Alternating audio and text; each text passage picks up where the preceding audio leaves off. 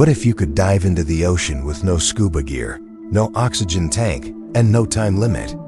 What if you could breathe underwater, just like that?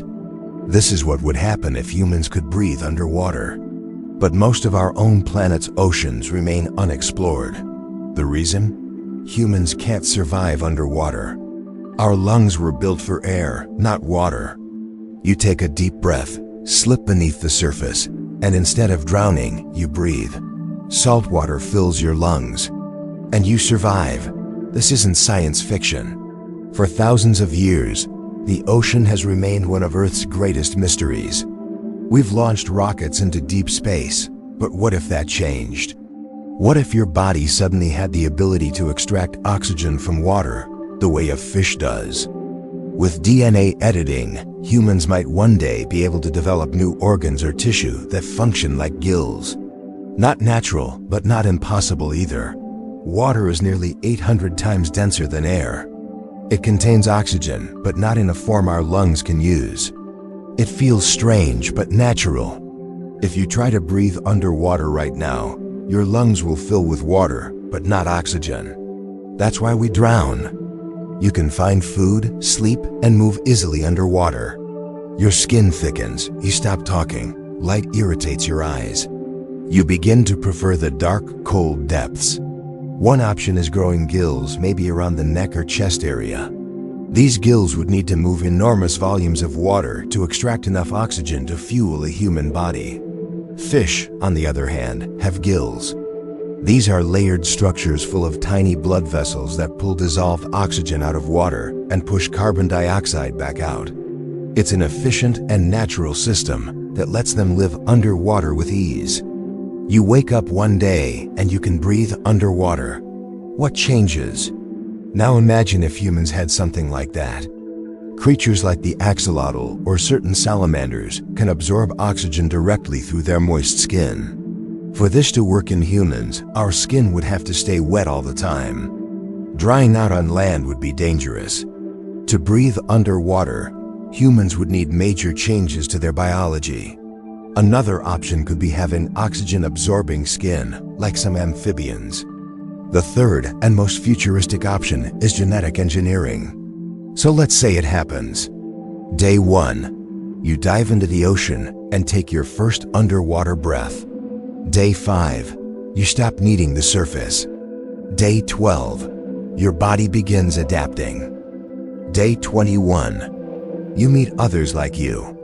People have started building homes and forming communities beneath the sea. Day 30, you no longer think of land as home. If everyone on Earth could breathe underwater, the world would change rapidly. Cities could be built below the waves. Roads and highways would pass through underwater tunnels. Entire civilizations could rise from the ocean floor. Clothing would have to be sleek and designed for pressure resistance and constant movement. Racing through coral canyons, deep sea survival contests, underwater martial arts. War would change too. Silent underwater combat, stealthy movements. We would no longer be land creatures.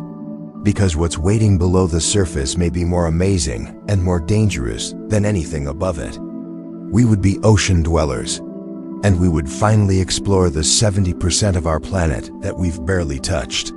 The ocean is full of predators, sharks, giant squid, and creatures we haven't even discovered yet. Water pressure at great depths could crush a person instantly if their body wasn't adapted properly. Pollution and toxins would still be deadly. And some parts of the sea are cold, dark, and full of strange currents.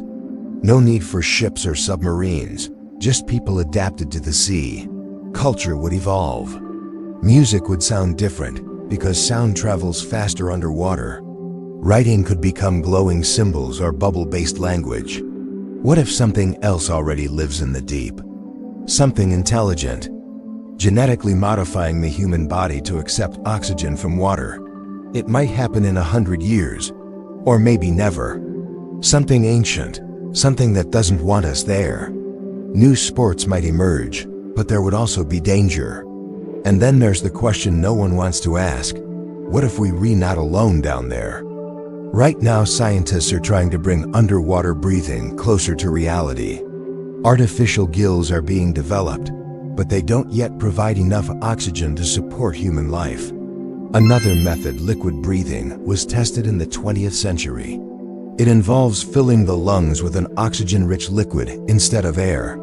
It's been tested on animals and even briefly on a human. But it's still risky, painful, and not ready for real use. The only way this becomes possible long-term is through biotechnology. But if it did, the ocean might become our new frontier, not space.